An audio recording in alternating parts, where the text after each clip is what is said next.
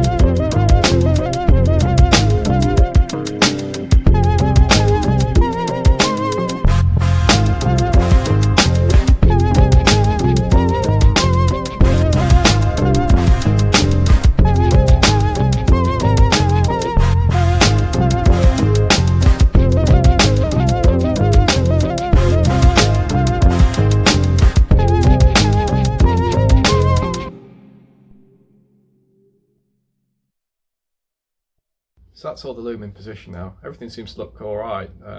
Dash loom will get a lot tidier when it gets wrapped. I promise you on that, it will look a lot better. So I'm going to call the episode out now because I'm just waiting on some sound deadening for the bulkhead. So that way, once all that's in, we can fit the heater, the wiper motor, and then do the lights, which is everything that we need then is in position, all hooked up.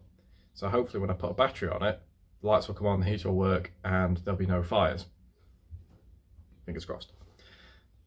So just like to say thank you for watching.